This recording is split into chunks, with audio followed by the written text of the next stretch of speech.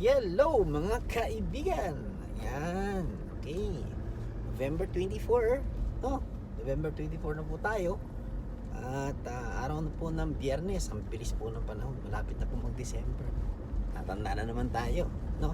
Pero yan, enjoy po natin yan. Enjoy the journey. So ngayong araw po ay araw nga ng Biyernes at nandito na naman po tayo para isang makapagpagdamdaming kalye, kwentuhang kalye series. So episode number 3 mga kaibigan. Okay, sa araw na to pag-usapan natin yung ating cost and income sa ating first attempt sa cucumber. So hindi ko na elaborate masyado dun sa aking video po sa aking final post harvest, no, nung 18th harvest ng ating cucumber. Pero dito i-breakdown natin, himayin natin ano-ano ba ang mathematics, ano-ano ba yung numero, no, na metrics na kailangan natin gawin based po dun sa ating unang experiment. Okay? So bakit importante na magkaroon po tayo ng metrics, no, sa ating mga tanim? Okay, so yan po yung ating mga pag-uusapan ngayong episode. And antabay lang kayo, tune in lang po kayo, kapit lamang po kayo, at magbabalik po tayo sa mga after this short intro. Pasok!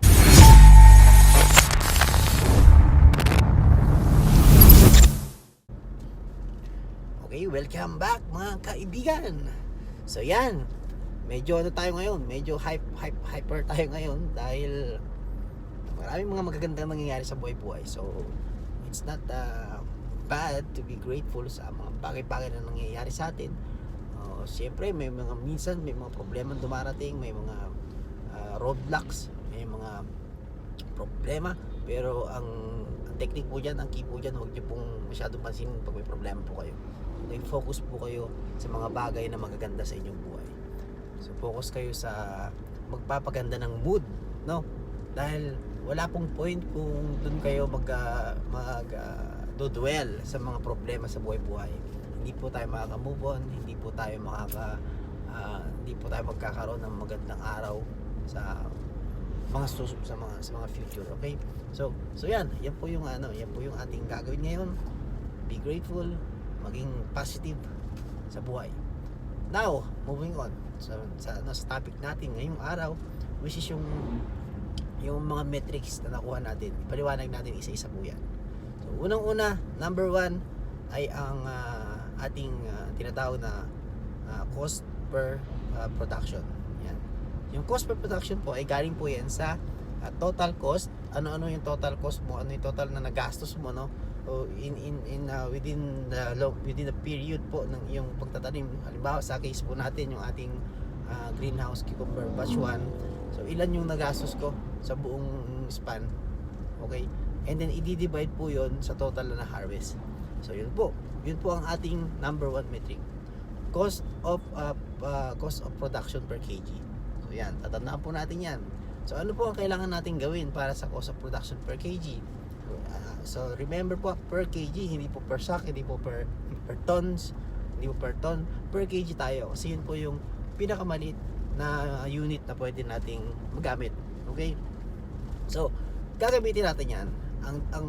Ang gagawin po natin, mas na makapag-set po tayo ng benchmark metric para sa ating mga tanim, is yan po yung itatry nating pataasin o pababain. Depende po kung ano po yung magiging good effect ng inyong project. So halimbawa po sa cost per kg, natural, no? Kung mas mababa ang cost per kg mo, mas makakatipid ka. Hindi mo papataasin yung cost per kg mo. So yun po yung ating unit of improvement. Kailangan mapababa natin yung ating cost per kg. And yung ating magiging overall na strategy sa pagtatanim po ng cucumber. Halimbawa, isa-set ko po yung cucumber para po magiging simple discussion natin.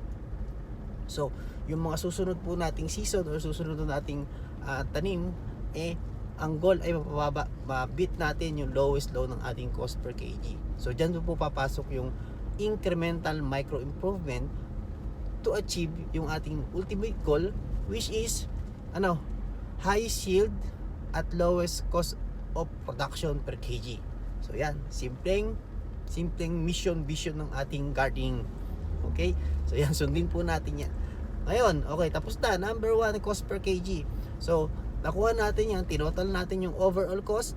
So lahat ng cost isulat po ninyo yan, then i-divide nyo po sa inyong overall na inani. So yun po yung inyong cost per kg.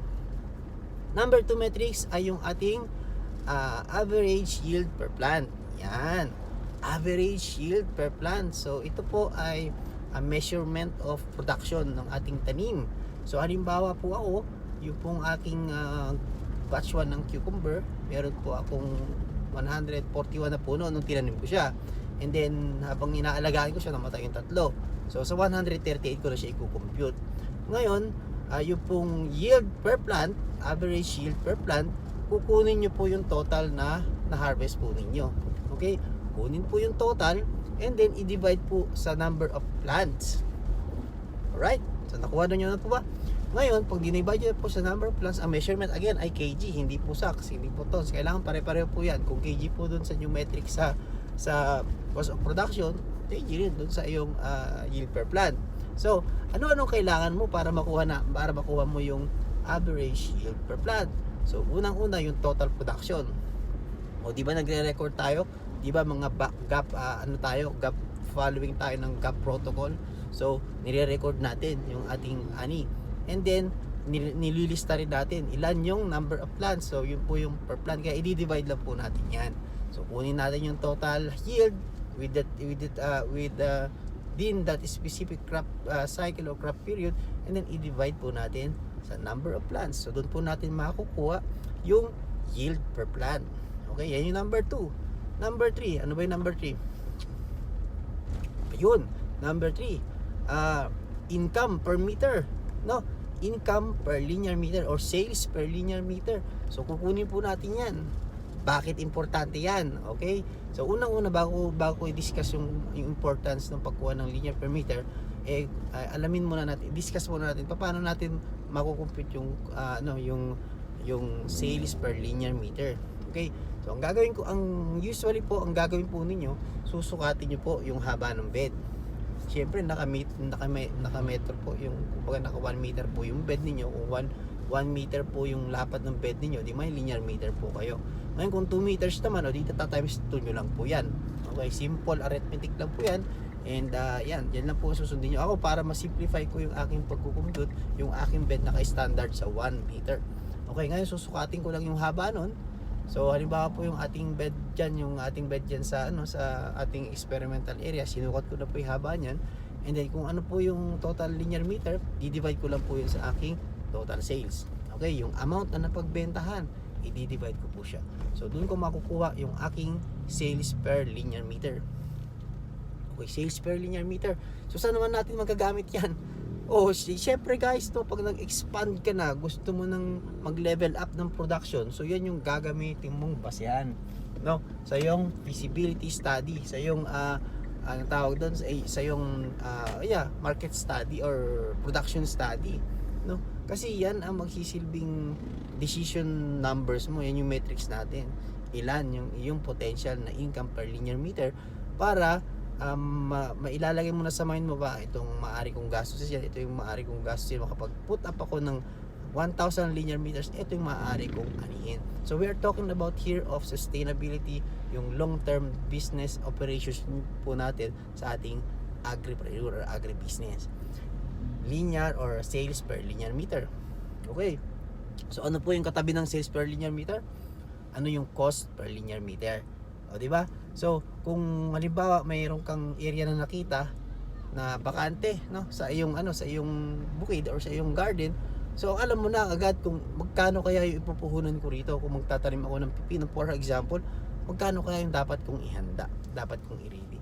So yun po yung gagamit natin po siya. So unlike sales per linear meter, yung pong cost per linear meter, kukunin natin yung total na nagastos natin, no? As in total, including yung water, including yung tax, kung meron po kayong tax na ilalagay, including po yung labor, then i-divide nyo po yun sa sukat or sa haba ng bed na totally natatamnan po ninyo.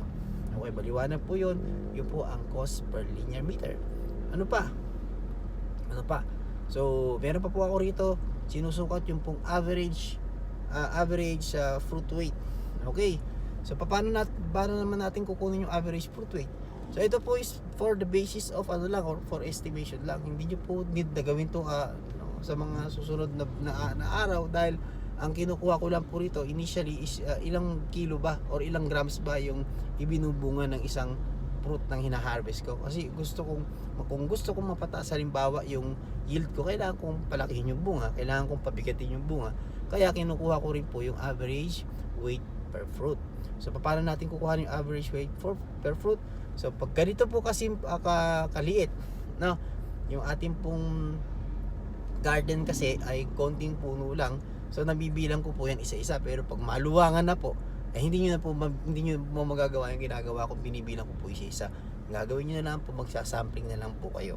Okay, average weight per fruit is of course, kunin nyo po yung total number of fruits na naani at specific harvest period, and then i-divide nyo po yung total weight. Makukuha nyo po yung average fruit weight. Okay, so importante yan kasi malalaman mo na nga kung ilan ang ibubunga ng yung halaman, kasi yan ay in connection din doon sa average yield per plant. So magkasama yan. So kung gusto mong malaman ilan ang bunga, or kung meron kang puno, ma-estimate mo na agad yung harvest mo every 2 days. So every 2 days po yung aking period ng pag-harvest dito sa ating unang trial ng ating pipino. Okay, so yan po yung ating mga numbers, mga metrics na kailangan natin gamitin. So kung may nalimutan po ako, paki-PM nyo lamang po. Pero so far, I think yan po yung mga importante. Again, sasabihin ko sa inyo, average yield per plant, okay, cost per linear meter, sales per linear meter, ano pa, cost of production per kg. So in kg po tayo. So yun, expenses, sales, yan, net. Okay, so yan po yung mga kailangan nating isulat at i-analyze. So kailangan ko pa bang i-explain yung sales, kailangan ko pa bang i-explain yung expenses? So siyempre alam nyo na yan, pero para dun sa mga sa medyo nalilito, yung ating pong expenses, ito po yung total cost, no, ito po yung total cost na ginastos natin in specific crop period. Okay, yan po yung ating expenses. So ano included sa expenses? Included po sa expenses ang gas, ang transportation, ang land preparation, seedling, farm input. Kung meron po kayong tax, include po nyo dyan. Kung meron po kayong binabayarang renta sa lupa, i-include nyo po dyan. Depreciation po ng building or structure na ginawa po ninyo, isama nyo rin po yan. Okay, yan po yung expenses. And makatutulong kung i-factor nyo po siya in kg. Yan. So kaya dun po lumalabas yung ating cost of production per kg. Ang sales po ay nag-iiba po yan. Depende po sa current market price ng inyong pananim. Okay, so nag-iiba-iba siya. So ilagay niyo po yan, i-record po niyo. Yung price, syempre importante rin, no, na i-record mo yung average price per kg. Lahat po ay per kg. Okay, dahil per kg po yung ating unit of measurement. So kung per sack yung magiging transaction po ninyo or per ton, i-adjust nyo naman po accordingly. Okay, so yung price, naka-table din. So pag-harvest mo, ilagay mo yung price, ilagay mo yung quantity na harvest. So malalaman po na ma-analyze po ron kung ilan ang minimum or pinakamababang presyo na napagbenta mo at ilan yung pinakamataas na inabot ng iyong crop. And then mayroon kang period. So alam mo na agad, no? Kung nagde-data gathering ka, nagdo-document ka, malalaman mo kung anong period ba mataas ang presyo ng specific crop enterprise na gusto nyo pong subukan. Okay, so ayan po ang mga data, yan po yung mga metrics na lagi po nating tatandaan. Now na alam na po natin yung metrics ng ating previous tanim, ang next po natin gagawin, ilalagay po natin sa table yan. Okay, tapos pag nailagay nyo na po sa table, sa susunod na crop, ang goal mo ay ibit natin itong previous record, no? I-beat natin yung previous record, or i-set mo sa target mo na sana makapag-increase ako kahit 2% lang ng previous, 2% improvement lang. So yun ang goal mo, micro improvement, pero in the long run yan pong 2% improvement na yan, paunti-unti mag-iipon yan, so lalaki, magiging 100%. Di mo mapapansin na doble mo na yung performance mo. Okay, again, ano ang kailangan mong improvement metrics kapag ang cost of production per kg, pababain ko to ng 2% or 5% sa susunod na season. Ano kayo gagawin ko? Ito magiging magbibigay sa'yo ng ibang outlook kung paano mo aatakihin na mapababa mo yung cost of production. Okay? Diyan mo ngayon hihimayin. Kung gusto ko sa halimbawa, pwede mong gawin. Kung gusto kong pababain yung cost of production ko, saan kaya ako magtitipid? Pwede kaya ako mag-no-till na lang kasi nakita ko dito sa data ko, malaki pa rin nagagastos ko sa pag-aararo, sa pagbubungkal ng lupa. Pwede kaya ako mag-no-till? Okay? Or pwede kaya mag-drip irrigation na ako kasi nakikita ko rito mataas yung gastos ko sa pagpapataba. Ganon. O ay pwede kaya maggawa na ako ng sarili kong compost o sarili kong organic fertilizer kasi napapansin ko rito almost 20% ng aking cost ay galing pala sa farm input ng fertilizer. Okay, so yun ang reason kung bakit kailangan po natin mag-set ng mga metrics para alam natin yung i-hit natin sa mga susunod nating mga crop cycle. Okay, sa presyo, something na controllable niyo po, no, sa pricing. Oh, Zaldi, paano ko naman makokontrol yung pricing? Market po ang nagdidikta niyan. Siyempre, you need to work with sa area or sa anong tawag doon, sa scenario na kaya mong kontrolin. So halimbawa, kung hindi mo makokontrol ang presyo ng market, presyo sa sangitan or presyo sa ordinary, halimbawa hindi mo makokontrol presyo noon, at gumawa ka ng sarili mong market wherein you have your full control. So paano mo gagawin ito? Mag-start tayong mag-devise ng mga end product, no? Kung halimbawa naggagawa tayo ng pipino, gawa ka ng kimchi. So then, no, that's the time dun po papasok yung processing, which is another branch po ng agriculture, di ba? Marketing, production, and processing. So ganun po. So para alam nyo, since meron na tayong metrics, alam na natin kung saan tayo hahanap ng room for improvement. Okay. So ano pa? Cost of production, yung yield per plant. So yield per plant, alam natin ang gusto natin dito mapataas ang yield per plant kasi kung mapapataas natin yung yield per plant, mapaparami natin yung ating mabebenta. Mapaparami natin yung ani. Pag marami ani natin, marami yung sales natin. O di ba? Good para sa atin. So yun po, no. So paano ko ngayon papataasin yung yield per plant? Before, ang yield per plant ko is nasa ganitong kg. Paano ko papataasin sa susunod na crop? So doon mo na ngayon re-reviewin, ano? Doon mo na ngayon re-reviewin yung previous crop mo. Ano kaya yung pwede kong gawin para mas mapataas ko yung ani ko? Uy, pwede ko kayang i-adjust yung distance. Pag i-adjust ko yung distance sa ganito, ano kaya magiging epekto ng aking magiging tanim? Ngayon, kung hindi ka pa nagre-record, hindi mo malalaman, di ba?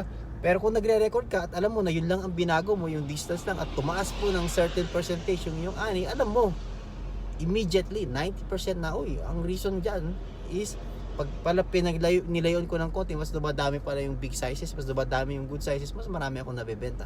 So yung mga ganong case po, mga kaibigan. Okay? So yan po yung ating usapang metrics sa pagdating sa garden. So yun po yung